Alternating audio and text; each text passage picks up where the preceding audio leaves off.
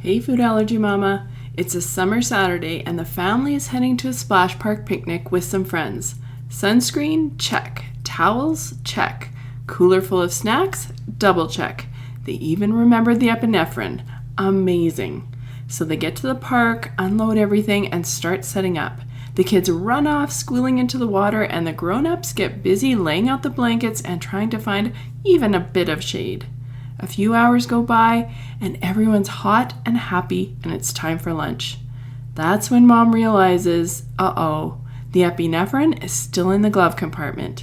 She runs to grab it, and the second she opens the car door, it's like a wall of heat hits her. It's got to be 100 degrees in there, maybe more. She pulls the pen out, and it's warm to the touch. She panics for a second. Is it ruined? Is it still okay to use? Should they leave? Should they eat? And of course, the guilt creeps in. How did I forget this? I know better. But here's the thing. It happens, even to the most seasoned allergy parents. In this episode, we're going to talk about why temperature matters when it comes to epinephrine injectors and how to avoid this moment altogether without needing to be perfect. We'll even talk about some of the best cases out there. So let's get to it. Hey Food Allergy Mama. If you're here, you've likely experienced the scary and lonely food allergy diagnosis with your child. Unfortunately, food allergy parents aren't taught how to navigate the food allergy lifestyle, and it's easy to feel alone and discouraged sometimes. But I'm here to show you that food allergy life doesn't have to feel restrictive, scary, or isolated. I'm Karina, and I'm a 17-year food allergy mom and food allergy coach at Friendly Pantry Consulting. I specialize in making food allergy life safer and less worrisome for food allergy families like yours. I'm not perfect, but over 17 years, I've learned a lot the hard way, and I'm sharing the secrets and resources you won't hear anywhere else that will help you feel confident living with food allergies faster and easier than I did. From introducing allergens, travel, navigating school, and educating friends and family, this podcast will give you the essential tips and strategies you need to help your food allergy child and family thrive. Welcome to the show. Have you heard? I've become a food allergy travel advisor. Because of this, I can help take the burden of planning a trip off your plate so you can focus on making memories with your family. Just email me at karina.meccaborg@fora.travel and we can chat about your dream vacation. You can also sign up for my Food Allergy Travel Secrets email list, which is where I share our family's travel secrets that we've learned after 18 years of traveling with multiple food allergies. Go to www.friendlypantry.com/travel secrets and sign up today. Okay, so maybe you're saying, Karina, why is it even important to keep your epinephrine injectors at the right temperature? Can't I just bring it with me? Do I really have to worry about temperature? Well, to put it simply, epinephrine is sensitive to extreme heat and cold, but heat obviously is the bigger issue in summer. And heat can cause the epinephrine to break down, which makes it less effective. So you want to keep your epinephrine injectors between 68 and 77 degrees Fahrenheit, which is 20 to 25 degrees Celsius. And some of them allow short excursions between 59 degrees Fahrenheit and 86 Fahrenheit, or between 15 and 30 degrees Celsius. So consider using a medication cooler pouch like Frio or Allermate's insulated cases. Both of these are great ways to keep your epinephrine injectors cool, and they have sizes that fit both Allerject and EpiPen. So there is a couple of considerations and some surprising facts to think about though when you're choosing which is best for your family. So let's start with a few thoughts about when to use each type of case. So let's look at the Frio case in specific. So this cooler pouch actually started as a cooler for insulin users, and how it works is it works with evaporation. So the pouch is filled with these tiny dry beads that expand when you soak it in water. And once the beads are soaked for, I think about 15 minutes, they're ready to do their job because they get really big and swollen with water. And so you just put the epinephrine injectors into the case And what happens is that water in the beads will evaporate, and this will cause a cooling effect to the item that's inside the pouch. So here's a few things to remember when you're thinking about this type of pouch. You want to get one that's actually bigger than you think. And I made this mistake. I thought I was getting one that would fit 2 EpiPens in it, but because it swells up, it takes a whole bunch of extra room, and that means that it only actually fit 1 EpiPen instead of 2. So you're going to need kind of double the size. So do your measurements carefully and then consider that the beads will expand to about double before you order. The next thing you need to consider is that in order for the water to evaporate, you need to allow air to circulate around the pouch for that to happen. So don't keep it packed in tight with a bunch of other items. Remember to kind of keep it loose so that it can have that air circulating around it. Then the next thing, and this is something that surprised me because I didn't actually think about this until I was doing this podcast. So evaporation cannot occur when humidity is too high. So this kind of pouch is going to work best when humidity is less than 50%. Now where we are, we have really dry heat, so it's not really an issue. But if you are in a very humid place or you're going to a humid place, you really want to think about this, and you may want to actually use the cooler pack instead of this evaporation type of cooler. Okay, so let's move on and talk about these insulated cooler bags. And you can get these in, a few different sizes, but ones that fit each the EpiPen and the AviQ. And they have room in them to have one of those like little cooler packs that you keep cold and you just add it in.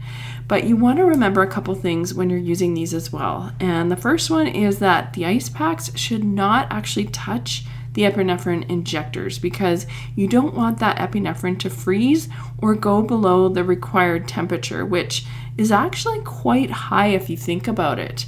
So the ideal temperature is room temperature. So think about that and make sure that the ice pack is not too close, that it's keeping it lower than that. So when possible, keep your carrying case out of the sun and in the shade, because if you're having it in that direct sunlight, that's going to heat it up quite a bit more. And if condensation occurs, it can cause your label on your EpiPen to come off. So you may want to keep either a small towel or a fabric around the ice to avoid this, if you don't have one of those cases that actually kind of keeps it separate automatically. But when we're doing this, I want to remind you that we all make mistakes. So if you accidentally leave your epinephrine in the heat, talk to your pharmacist to see if it should be replaced. Give them details about where it was, how hot it might have been, and for how long it might have been in the heat. And they can help you decide if you need to replace it or if it's still going to work. So now that we've talked about a couple of the different options for keeping your epinephrine cool, let's talk about a couple of real life summer scenarios and how to handle your epinephrine in those cases. So number one, when you're traveling in the car, you never want to store it in the glove box or in that center console. It's just not going to be, it's going to be too hot. And instead, keep it with you. Keep it in your bag, keep it in your purse, and bring it inside whenever you stop. When you're having a beach or a pool day or a water park day, and I see a lot of people ask questions about water park days, but do not leave, again, the epinephrine in the direct sun or in a hot bag in the sand. Keep it under shade, in an insulated pouch or a Frio pack like we talked about, but make sure that the pack is not directly touching the pen once again. And it's not a best idea to keep it or lock it in a locker, because what's going to happen if you need it? You may not be able to open that locker. You may be nervous. It may be, where is the key gone? Like, you may be looking for things. So of course, if you balance this with whether you're okay leaving it in a case near your towels, because obviously if you carry it with you and you're going in the water, you don't want to get it wet. So you're going to have to consider all of these things. But we just usually hid our epinephrine under our towels with our other items, and they were okay. You're going to have to think about what works for you and go from there. But I don't think that lockers are a great idea just because of the fact that you have to get somewhere very fast and you have to open that locker, and who knows if that's going to be easy in an emergency. Okay, so how about amusement parks, zoos, or other outdoor events? I would say bring a small crossbody bag that you or your child can wear so that you have the epinephrine with you at all times. We've used those little fanny pack kind of things that have worked. And don't be tempted again to store it in a locker if you're at an amusement park, because it's really going to take too long to get back to that locker, get the epinephrine if you need it, and instead it should stay with you at all times. Okay, and what about summer camps or sleepovers? In this case, I would say teach your kids to carry their epinephrine and let staff know where it's going to be. Ask if they're going to be indoors in the air conditioning or out in the heat all day. And if they are outside, they may need to change that ice pack halfway through the day. So don't forget to give them a case and clear instructions about how to use it and what they need to do. Okay, so now you're probably wondering, how do I get a hold of one of these cases? Where do I find them? What are the names? I'm going to give you a list of names, and I will post the links in the show notes. And these are not sponsored, just helpful. And these are things that I know I've heard people use and like, and ones that we've also used. So starting off with Allermate's insulated pouch with temperature strips. The cool thing is that these have those little temperature strips, so it tells you where it's going to be as far as temperature wise, and you'll know if it's keeping it at the right temperature. The next one is the Frio cooling bags, and this works with evaporation. It's good for dry heat, as we mentioned, and you can find those on the Frio website as well as on Amazon. And there's med bag cases, and they have temperature strips as well.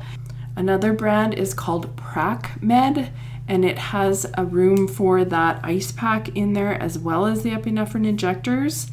And try Amazon first, because many of these products are actually sold there and on their own website. But if you can't find something that works either on those websites or on Amazon, try Etsy, because some of them people are making these things. They're not brand names, but they're making them really well. So check to see if Etsy has something that might work for you. And if all else fails, search for insulin carriers, since they have more options and some are going to fit epinephrine as well. So you can just Google insulin carriers and that should help. Keeping epinephrine within the safe temperature range means it's more likely to work when you need it, so you're not overthinking it. This is important.